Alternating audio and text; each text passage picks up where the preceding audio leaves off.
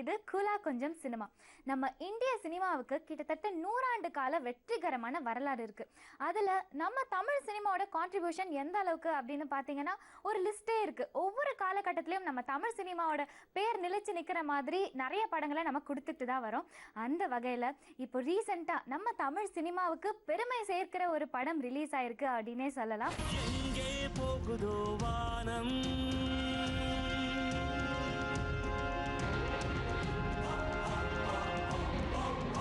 நம்ம super star Rajinikanth நடிச்சு KS Ravikumar சாரோட ரைட்டிங்ல சௌந்தர்யா ரஜினிகாந்த் டிரெக்ஷன்ல வெளிவந்திருக்கிற படம் தான் கோச்சடையான்.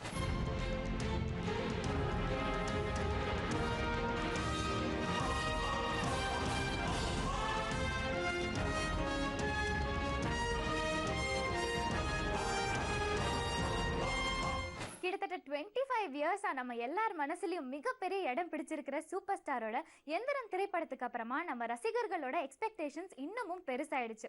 ஒரு சாதாரண படம் மூலியமா நம்ம ரசிகர்களோட மிகப்பெரிய எக்ஸ்பெக்டேஷனை சாட்டிஸ்ஃபை பண்ண முடியாது அப்படின்ற விஷயத்த இந்த கோச்சடையான் டீம் தெளிவா புரிஞ்சிருக்காங்கன்னு மட்டும் தெரியுது. ஏன்னா ஃப்ரேம் 1ல இருந்து லாஸ்ட் ஃப்ரேம் வரைக்கும் ஒவ்வொரு சீன்லையும் அவங்களுடைய பிரம்மாண்டமான ஹார்ட் ஒர்க் நம்ம எல்லாருக்குமே ரொம்ப ரொம்ப தெளிவா தெரியுது. அது மட்டும் இல்லாம India's first photo realistic motion capture movie கோச்சடையான், அது ஒரு தமிழ் படம். அதுல நம்ம சூப்பர் ஸ்டார் ரஜினிகாந்த் ஹீரோவா நடிச்சிருக்காரு அப்படின்னு நினைக்கும் போது மெய் சிலுக்குதுங்க.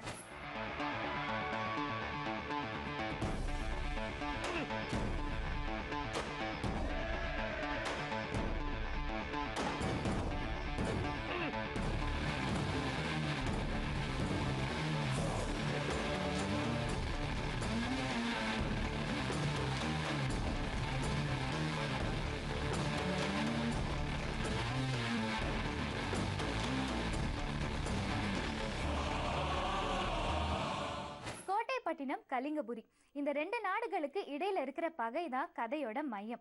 படத்தோட கதை என்னமோ பகையை சொன்னாலும் படத்தோடைய வசனங்கள் எல்லாம் அன்பை தெளிவா வெளிப்படுத்தி இருக்குன்னு சொல்லலாம். எதிரிகளை ஒழிக்க 1000 வழி உண்டு, முதல் வழி மன்னிப்பு அப்படின்னு நம்ம சூப்பர் ஸ்டார் பேசுற டயலாக்கு தியேட்டர்ல செம்ம கிளாப்ஸ். எதிரிகளை ஒழிக்க எத்தனையோ வழிகள் உண்டு, முதல் வழி மன்னிப்பு.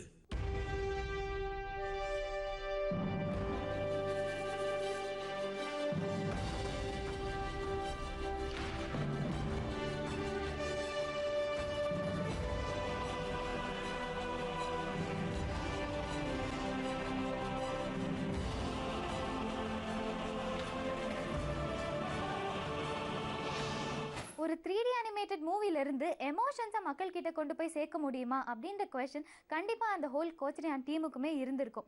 ஒரு 3D அனிமேட்டட் மூவினா அதில் வர காட்சிகளாக இருக்கட்டும், டான்ஸ், அவங்க குதிரையில் போகிறதா இருக்கட்டும், இது எல்லாமே வந்து நம்ம பார்த்து ரசிக்கலாம், ஆச்சரியப்படலாம். ஆனால் அதில் வர சீன்ஸை பார்த்து நம்ம எமோஷ்னலாக ஃபீல் பண்ணுவோமா, அழுவோமா அப்படின்ற ஒரு கொஸ்டின் கேட்டால் அது கொஸ்டினாகவே தான் இருக்கும் அப்படின்னு சொல்லலாம். ஆனால் இந்த கோச்சடையான் படம் மூலியமாக அதை வந்து கம்ப்ளீட்டாக முறியடிச்சிருக்காங்க. ஏன்னா நிறைய சீன்ஸில் எமோஷ்னல் ஃபீலிங்கை மக்களுக்கு ஏற்படுத்தியிருக்காங்க. அண்ட் முக்கியமாக கோச்சடையானுக்கு மரண தண்டனை கிடைக்கிற ஒரு சிச்சுவேஷன். அப்போது அந்த குழந்தை ரஜினிகாந்த் வந்து அவருடைய அப்பா ரஜினிகாந்தனை கோச்சடையானோட நெற்றியில் ஒரு முத்தம் கொடுக்குறாரு. கோச்சடையான் ஒரு பார்வை பார்க்குறாரு, அந்த குழந்தையும் தன் அப்பாவை ஒரு பார்வை பார்க்குது. அந்த இடத்துல அந்த பார்வை, அந்த எமோஷன் கொண்டு வந்த நம்ம சௌந்தர்யா ரஜினிகாந்த் மேம்க்கு கண்டிப்பாக ஹேட்ஸ் ஆஃப் சொல்லியே ஆகணும்.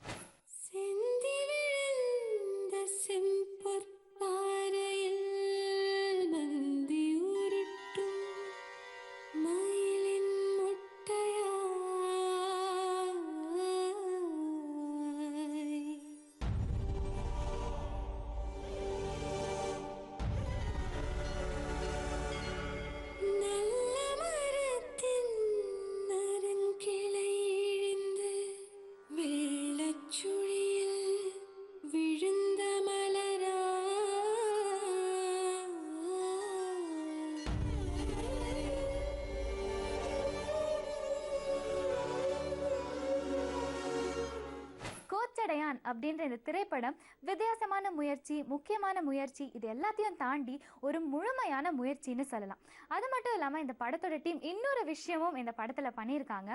தமிழ் சினிமாவில் அவர் நடிக்க ஆரம்பிச்சதுலேருந்து இன்ன வரைக்கும் நம்ம எல்லார் மனசுலையும் ஒரு அழுத்தம் திருத்தமான இடம் பிடிச்சிருக்கிற நாகேஷ் அவர்களை மறுபடியும் இந்த படத்தில் ரெப்ளிகேட் பண்ணியிருக்காங்க. நாகேஷ் சாரோட ஸ்டைல், ஆட்டிடியூட், டயலாக், வாய்ஸ் மாடுலேஷனாக இருக்கட்டும், இது எல்லாமே அனிமேட்டடான நாகேஷை நம்ம ஸ்க்ரீனில் பார்க்கும்போது ரொம்ப ரொம்ப சந்தோஷமாக இருக்குது. நம்ம கிட்ட இருந்து பிரிஞ்சு போன, மறைந்து போன நாகேஷ் சாரை மறுபடியும் ஸ்க்ரீனில் கொண்டு வந்ததுக்காகவே கண்டிப்பாக இந்த கோச்சடையான் டீமுக்கு மிகப்பெரிய ஸ்டாண்டிங் ஓவேஷன் கொடுத்தே ஆகணும்.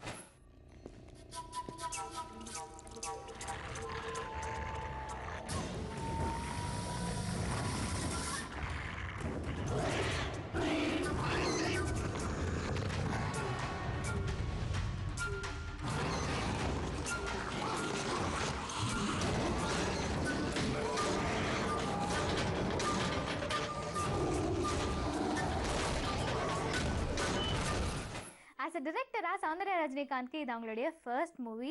தமிழில் மட்டும் இல்லாமல் இங்கிலீஷ், ஜாப்பனீஸ், ஹிந்தி, தெலுங்கு, பெங்காலி, போஜ்பூரி இப்படி 9 மொழிகளில் இந்த படம் அட் அ டைமில் ரிலீஸ் ஆயிருக்கு.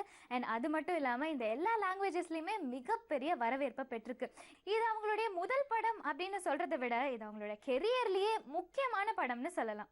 My heartfelt thanks to Eras International and Media One Dr. Murali for giving me an opportunity to work as a hero in India's first photorealistic motion capture film, Kochariya. And I don't know what to say about my daughter Soundarya, who directed this picture. I saw the picture. After seeing the picture, I told her, Soundarya, I am proud of you. And definitely, our nation will be proud of you. Congrats. Thank you. படத்தோட heroine Deepika Padukone அவங்களுடைய first Tamil movie, அதுவும் animated movie பண்ணியிருக்காங்க. அவங்களுடைய சீன்ஸில் வந்து அவங்க கம்ப்ளீட்டாக ரொம்ப அருமையாக பண்ணியிருக்காங்க அப்படின்னே சொல்லலாம். அவங்க இந்த படத்தில் ஆடுறது மட்டும் இல்லைங்க, கொஞ்சம் அப்படி மிரட்டுற மாதிரி ஃபைட்டும் பண்ணியிருக்காங்க. ஸோ அவங்களுடைய டான்ஸ் மூமெண்ட்ஸ், ஃபைட் மூமெண்ட்ஸ் இதெல்லாம் பார்க்கும்போது அவங்க ஸ்க்ரீனுக்கு பின்னாடி எவ்வளோ கஷ்டப்பட்டிருப்பாங்க அப்படின்றது தெரியுது.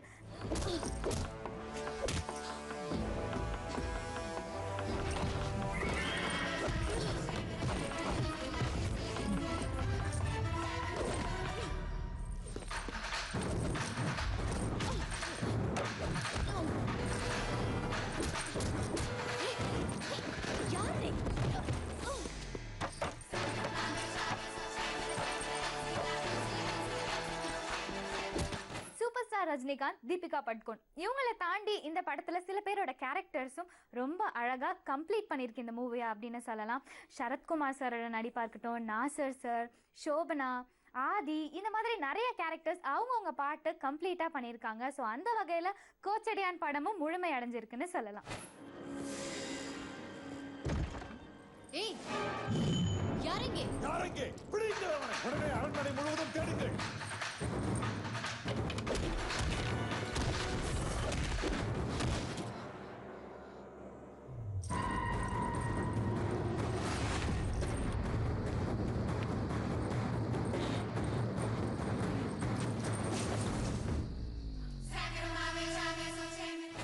திரைப்படத்தை நம்ம பார்க்கும்போது ஸ்க்ரீனுக்கு பின்னாடி டெக்னிக்கலாக இவங்க எவ்வளோ கஷ்டப்பட்டிருக்காங்க அப்படின்றது தெளிவாக தெரியுது.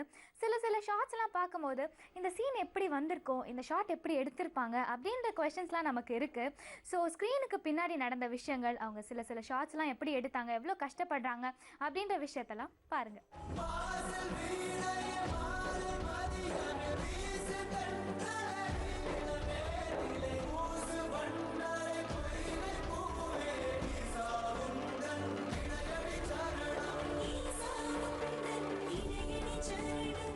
மிகப்பெரிய வெற்றி திரைப்படமான எந்திரன் திரைப்படத்துக்கு அப்புறமா நம்ம சூப்பர் ஸ்டார் ரஜினிகாந்த் சாருக்கு உடம்பு சரியில்லாமல் போயிடுச்சு. அவர் திரும்பவும் அதே எனர்ஜியோட எழுந்து நடமாடுறதுக்கு காரணம் கோடிக்கணக்கான ரசிகர்களுடைய பிரேயர்ஸ் அப்படின்னு தான் சொல்லணும். அதுக்கேற்ற மாதிரி இந்த கோச்சடையான் திரைப்படத்தில் ஒரு பாடலில் நம்ம ரஜினி சார் சொல்லியிருப்பாரு, உங்களின் வாழ்த்துக்களால் உயிர் கொண்டு எழுந்து விட்டேன், வாழ்த்திய மனங்களுக்கு என் வாழ்க்கையை வழங்கி விட்டேன்னு. ஸோ இந்த லைனை கேட்கும் போதும் சரி, பார்க்கும் போதும் சரி, நம்ம ரசிகர்களுக்குள்ள அவ்வளோ சந்தோஷம். உயிர் கொண்டு எழுந்து விட்டே வாழ்த்திய மனங்களுக்கு என் வாழ்க்கையை வழங்கி விட்டே. எங்கே போகுதோ வானம், அங்கே போகிறோம் நாமும். நான் சொன்ன மாதிரி இன்னும் கொஞ்ச நாள்ல ரிலீஸ் ஆக போகிற உயிர் மொழி படத்தோட டீம் இப்ப நம்ம கூட இருக்காங்க. அவங்க என்னென்ன சுவாரஸ்யமான விஷயங்கள் பேசுறாங்கன்னு பார்க்கலாம். இவ்வுலகில் நான் 1000ல் ஒருவனோ, லட்சத்தில் ஒருவனோ, கோடியில் ஒருவனோ கிடையாது. 5ல் ஒருவன் நான். நான் பீட்டா, நான் தாங்க காமா. நான் ஒமேகா. நான் டெல்டா. நான் ஆல்பா.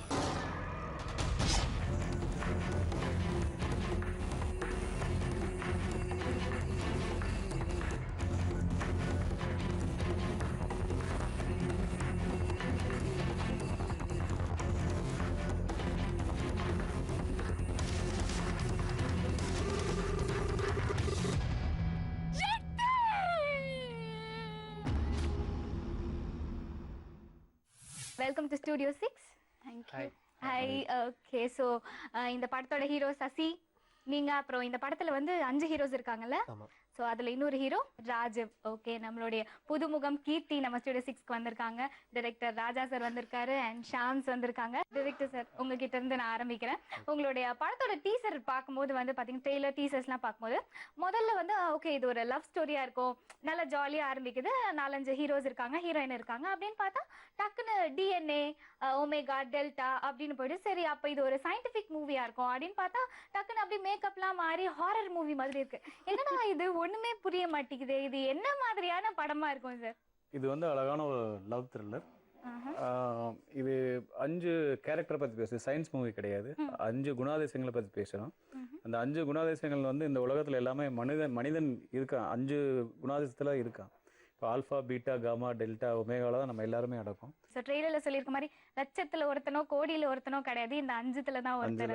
இந்த 5ல் ஒருவன் தான் வந்து நம்ம மனுஷங்க. ஆல்ஃபா அப்படின்ற ஒரு கேரக்டர் பார்த்தீங்கன்னா சாக்ரிஃபைஸ்டாக இருப்பாங்க, டீம் லீடராக இருப்பாங்க, ஹெல்ப் பண்ணுவாங்க. தே டசன்ட் ஃபால் இன்டு சிஸ்டம். அவங்களோட ஹேபிட்டே அந்த மாதிரி தான் இருக்கும். பீட்டா அப்படின்னு பார்த்தீங்கன்னா செல்ஃப் சென்டர்டாக இருப்பாங்க, ஃபேமிலி ஓரியன்டாக இருப்பாங்க, பர்ஃபெக்ஷனிஸ்டாக இருப்பாங்க. அது அவங்களோட குணாதிசயம். காமா அப்படின்னு பார்த்தீங்கன்னா கன்ஃபியூஸ்டாக இருப்பாங்க, செய்வோமா வேணாமா செய்வோமா கடைசி முடியே செய்ய மாட்டாங்க, குழப்பவாதியாகவே இருப்பாங்க. டெல்டான்னு பார்த்தீங்கன்னா வந்து சைக்கோவாக இருப்பாங்க, எனி ஃபார்மேஷன், அதாவது சூழ்நிலைக்கு ஏற்ற மாதிரி என்ன மாதிரி சைக்கோ ஆவாங்கன்றது தான் டெல்டா கேரக்டர். ஒமேகா வந்து இன்னசென்ட்டாக இருப்பாங்க, ஒன்றுமே தெரியாது. இப்போ வெள்ளக்காக்கா பறக்குது அப்படின்னா எஸ் பறக்குதுன்னு சொல்லுவாங்க. நாளைக்கு இட்லி ஆமாம் இட்லியா அப்படின்னு கேட்பாங்க. ஸோ அதுதான் வந்து ஒமேகா கேரக்டர். ஷாம் சார், நீங்க சொல்லுங்க, நீங்க நிறைய வெற்றி படங்கள் பண்ணியிருக்கீங்க இல்லையா? இதுக்கு முன்னாடி நிறைய படங்கள் வெற்றி ஆகிறதுக்கு நீங்களும் ஒன் ஆஃப் த ரீசனா இருந்திருக்கீங்க. ஸோ இந்த படத்துல பாத்தீங்கன்னா ஒரு புதுவிதமான படம், எல்லாமே புதுமுகங்கள். ஸோ இந்த படத்துல நீங்க வரதுக்கான காரணம் என்ன? எப்படி டிரெக்டர் உங்களை சூஸ் பண்ணாரு? உங்களுடைய கேரக்டர் என்ன? கதையை சொல்கிறதுக்கு முன்னாடி முதல்ல நாங்கள் பண்ணியிருக்கிற விஷயங்கள்லாம் பாருங்கள் அப்படின்னு சொல்லிட்டு ஒரு பெரிய சிஸ்டத்தில் கிராஃபிக்ஸ் ஒர்க்குகள் ஓடிட்டுருக்கு. படத்தோட இன்ட்ரொடக்ஷன் சீனில் ஒரு ஐஸ் ஏஜ், ஒரு ஸ்டோன் ஏஜ், கிங் பீரியட் இதுக்கான ஒரு கிராஃபிக்ஸ்லாம் ஓடி இருக்கிறத பார்த்தேன். அதுக்கப்புறம் கதையோட நாட்டை சொன்னாங்க, டேட் என்ன சார் எடுத்தது அப்படின்னு. ஸோ அதை பார்த்த உடனே ஒரு ஹைலி இம்ப்ரெஸ்டாக இருந்தது எனக்கு. ஸோ ஒரு வித்தியாசமான ஒரு படத்தில் நடிக்கணும் அப்படின்னு. என்ன விஷயம் உங்களை ரொம்ப ஈர்த்துச்சு அதுல? அதான் இந்த மாதிரி ஒரு இன்ஃபர்மேட்டிவான ஒரு சப்ஜெக்ட். வேர்ல்டில் இருக்கக்கூடிய மொத்த பாப்புலேஷனே இந்த மொத்த 5 குரூப்புக்குள்ளே அடைக்கிடுவாங்க. நீங்கள் எதுன்றது நீங்கள் படம் பார்த்துட்டு வந்தாலே உங்களுக்கே தெரியும் அப்படின்னு. நான் யார் சார் இதில் காமா டெல்டா அப்படி பறக்காதீங்க, அவசரப்படாதீங்க அப்படின்னு சொல்லிட்டு இந்த படத்துடைய டேட்டு ரேட்டு எல்லாம் ஒரு குழப்பத்திலே பண்ணிட்டு இருந்தேன்னா உங்களுக்கு ஏற்ற ரோல் இந்த குழப்பமா இருக்கிற காமா தான் அப்படின்னு அங்கேயே முடிவு பண்ணிட்டாரு, இது நான் காமா தான் அப்படிங்கிற மாதிரி. ஸோ அதுக்கப்புறம் அந்த படத்தினுடைய ட்ராவல் ரொம்ப மனசுக்கு நெருக்கமான படத்தில் எனக்கு இந்த உயிர்மொழி படமும் ஒன்று. கொஞ்சம் காம்ப்ளிகேட்டடாக இருந்தாலும் ஏதோ ஓரளவுக்கு புரியுது. உங்க எல்லார்கிட்டயும் கதை சொல்லியிருக்கும் போது அப்படிதான் சொல்லியிருப்பாங்க இல்லையா? நீங்க சொல்லுங்கம்மா, உங்ககிட்ட வந்து டைரக்டர் சார் கதை சொல்லும் போது ஓகே இது புரியுது இது புரியல அப்படின்னு சொல்லிட்டு நீங்க யோசிச்சுட்டு இருந்தீங்களா? இல்ல கதை சொன்னோடனே சரி ஓகேடா புரிஞ்சிடுச்சுடா அப்படின்னு ஒத்துக்கிட்டீங்களா? இல்ல என்ன நடந்துச்சு உண்மையே சொல்லுங்க. ஆக்சுவலி இது எனக்கு ஃபர்ஸ்ட் ஆடிஷன் பண்ணும்போது எனக்கு பிளைண்ட் கேரக்டரோ ஸ்டோரி எதுவும் சொல்லலை. ஒரு எமோஷ்னல் சீன் கொடுத்துட்டு இந்த மாதிரி பண்ணுங்கன்னு சொல்லியிருக்காங்க. அது சீன் பண்ணிட்டு அப்புறம் பிளைண்ட் கேரக்டர்ன்னு சொல்லியிருக்காங்க. இது என்னோட முதல் படம்ல நான் ஸ்டோரி கேட்கணும் அந்த மாதிரி எக்ஸ்பெக்டேஷன்ஸ் எதுவும் இல்லாமல் பிளைண்ட் கேரக்டர் ஹீரோயின் ஓரியன்டட் மட்டும் தெரிஞ்சதோ. அவன் கொஞ்சம் அவுட்லைன் மட்டும்தான் தெரிஞ்சது, ஃபுல்லாக இன் டீட்டெயிலாக நான் கேட்கல. சார் கூட எனக்கு எப்பவும் டீட்டெயிலாக சொல்லல, ஷூட்டிங் பண்ணும்போது தான் எனக்கு எல்லாம் புரிஞ்சுது. நீங்க சொல்லுங்க சார், உங்க பேர் என்ன? அதெல்லாம் நான் கேட்க மாட்டேன். இந்த படத்துல நீங்க வந்து ஆல்ஃபாவா, பீட்டாவா, காமாவா, ஒமேகாவா, டெல்டாவா? இந்த படத்தில் நான் வந்து பீட்டாங்க. ஓகே, பீட்டா. இந்த கேரக்டர் பற்றி சொல்லணும்னா ஒரு சுயநலவாதி, ஒரு பெர்ஃபெக்ஷனிஸ்ட். ஓகே, எது பண்ணாலும் கரெக்டாக சரியாக பண்ணணும் அப்படின்றது தான் ரொம்ப கராராக இருக்க ஒரு ஆள். அதே மாதிரி தனக்குன்னா எது வேணால் பரவாயில்ல, ஆனால் மற்றவங்க அதை பண்ணால் ஒத்துக்கவே மாட்டார். சும்மா ஒரு உதாரணத்துக்கு சொல்லணும்னா இப்போ ஒரு சிக்னல் போட்டிருக்காங்க ரெட் சிக்னல் அப்படின்னா வேறு யாராவது க்ராஸ் பண்ணி போயிட்டாங்கன்னா இவர் ஒன்று பிடிச்சி திட்டுவார் எப்படி போகிறான் பார் அப்படின்னு. ஆனால் இவர் என்னைக்காவது இன்னும் அர்ஜென்ட்டில் இருக்கும்போது என்ன பண்ணுவார், ரெட் சிக்னல் போட்டு டக்குன்னு க்ராஸ் பண்ணி போயிடுவார். ஸோ இவர் பண்ணும்போது வந்து இவருக்கு இட்ஸ் ஆல் பர்ஃபெக்ட். இன்னொருத்தங்க யாராவது பண்ணாங்கன்னா இட்ஸ் நாட் பர்ஃபெக்ட். ஓகே, அது மாதிரி ஒரு கேரக்டர். ஸோ ராஜீவ் நீங்கள் சொல்லுங்கள், உங்களை டைரக்டர் முதல்ல எங்கே பார்த்தாரு, எப்படி உங்களுடைய கேரக்டருக்கு உங்களை சூஸ் பண்ணாரு? நான் school character, school based subject அப்படின்னாங்க. ஓகே, 5 கேரக்டர்ல ஒரு கேரக்டர் அப்படின்னாங்க. அவ்வளோதான் என்கிட்ட சொன்னாங்க. ஒமேகான்ற கேரக்டர்லாம் கொஞ்ச நாள் கழிச்சு தான் அப்புறம் எனக்கே உங்களை தெரியும். எங்கே பார்த்தாரு முதல்ல?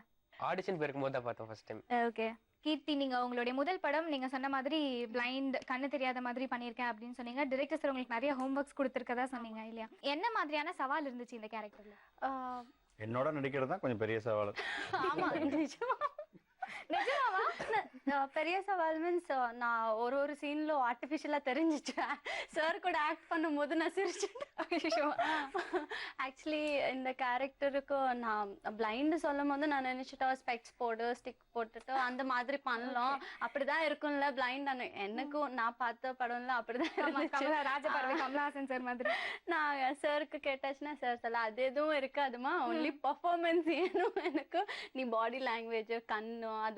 இந்த பிளைண்ட் கேரக்டர் ரொம்ப ஜாஸ்தி ஐ பிளிங்க் பண்ணக்கூடாது, அது அந்த மாதிரி ஹோம்ஒர்க். ஐ பிளிங்க் நம்ம ஒரு 50 செகண்ட்ஸ்க்கு ஒரு 10 செகண்ட்ஸ்க்கு ஐ பிளிங்க் பண்ணுவாங்க. ஆமா, இந்த படம்ல ஆல்மோஸ்ட் 50 செகண்ட்ஸ் 60 செகண்ட்ஸ் கூட ஐ பிளிங்க் பண்ணக்கூடாது. அதுக்காக நிறைய ப்ராக்டிஸ் வேணும். அதுக்கப்புறம் ஒரு சீனு சிங்கிள் ஷாட்ல பண்ணாங்க. ஒரு 5 நிமிஷம் சீனு ஒரே டேக்ல ஒரே ஷாட்ல 11 பேஜஸ் டைலாக்ஸ், அது சிங்கிள் ஷாட்ல பண்ண. அது இந்த படத்தினுடைய ஹைலைட் ஆஃப் த இது அதான் இருக்கும். என்னோட இது அவ்வளவு சிறப்பா நடிச்சிருக்காங்க அந்த சீன்ல. ஃபர்ஸ்ட் கிளாஸ் அவார்ட் கன்ஃபார்ம்டுமா? நிஜமா சீரியஸாவே ஃபர்ஸ்ட் கிளாஸா பண்ணிருக்காங்க. முதல் படமே இப்படி அமையறது ரொம்ப பெரிய விஷயம் இல்லையா? இன்னைக்கு நம்ம ஸ்டுடியோ 6ல உயிர்மொழி படத்தோட டீம் கூட தான் இருக்கும். அண்ட் இந்த செக்மெண்ட்ல நம்ம கூட படத்தோட producer Shanmugapriya and music director Alfred join பண்ணிருக்காங்க. Welcome to studio 6. இந்த படத்துக்கு சாங்ஸ் நம்ம சந்தோஷ் நாராயணன் சார் பண்ணியிருக்காங்க அண்ட் பேக்ரவுண்ட் மியூசிக் நீங்கள் பண்ணியிருக்கீங்க இல்லையா? ஒரு வித்தியாசமான கான்செப்ட் இருக்கிற ஒரு மூவி. ஸோ இதுக்கு நீங்கள் பேக்ரவுண்ட் மியூசிக் போடுறது வந்து எவ்வளோ சேலஞ்சிங்காக இருந்துச்சு? டிரெக்டர் சார் உங்ககிட்ட எப்படி வேலை வாங்கினார்?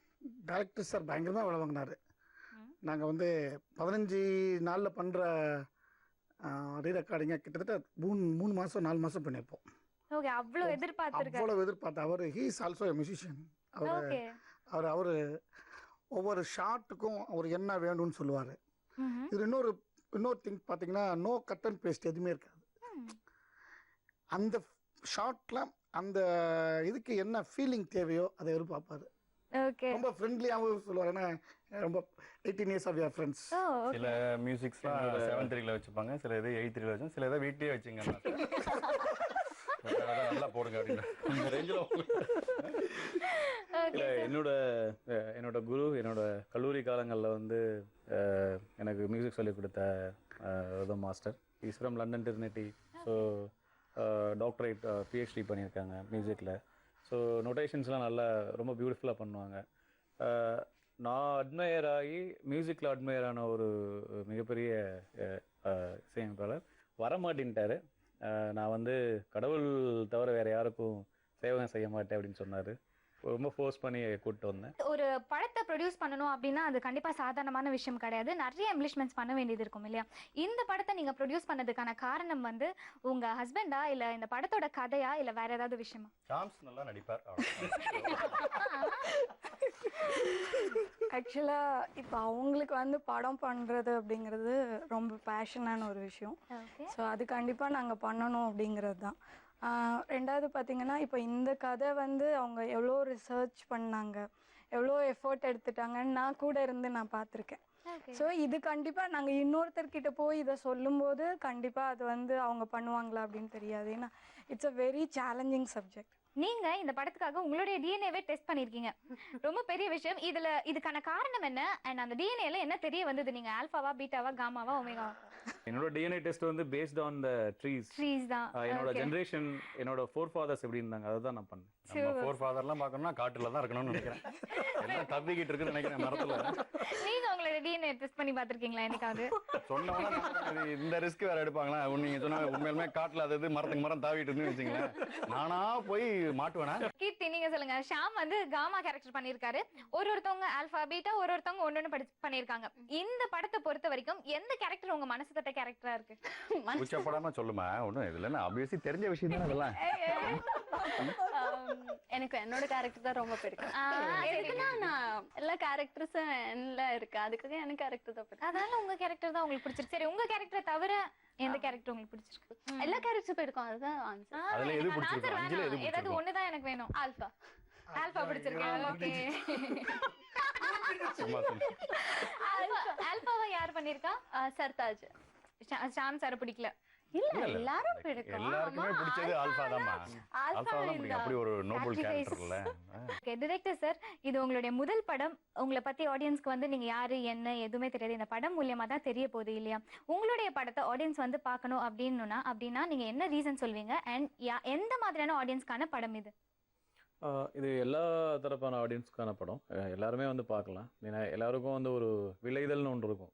நம்ம என்னவா இருக்கோம், நம்ம எப்படி இருக்கோம், சொசைட்டியில் நம்மளோட ரெஸ்பான்சிபிலிட்டி என்ன, நம்ம என்ன மாதிரியான ரெஸ்பான்சிபிள் பர்சன் அப்படின்றதுக்கான ஒரு விஷயம் நீங்கள் இந்த படத்தை பார்த்தா தெரியும். முழுமை அப்படின்றது வந்து எல்லா மனிதனாலையும் முடியாத ஒரு விஷயம்.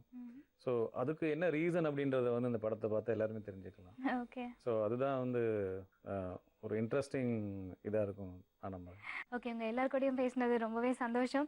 அண்ட் இவங்க கூட பேசினதுலேருந்து உங்களுக்கும் தெரிஞ்சிருக்கும் ஒரு அருமையான படம் உயிர்மொழி. கண்டிப்பாக நீங்கள் எல்லாருமே தியேட்டரில் போய் பார்க்கணும். படம் பார்த்து முடித்த உடனே ஒரு நல்ல படம் பார்த்தோம் அப்படின்ற சாட்டிஸ்ஃபேக்ஷன் மட்டும் இல்லாமல் உங்களுடைய கேரக்டர் ஆல்ஃபாவா பீட்டாவா காமாவா அப்படின்றது உங்கள் எல்லாருக்கும் கண்டிப்பாக தெரிஞ்சிடும். அண்ட் இந்த ஷோவை இவ்வளோ நேரம் நீங்கள் கண்டிப்பாக என்ஜாய் பண்ணியிருப்பீங்க. இதே மாதிரி வேறு ஒரு ஷோவில் நான் உங்களை மறுபடியும் சந்திக்கிறேன். until then this is me Varina saying tata bye bye. இது Studio 6 கூலா கொஞ்சம் சினிமா.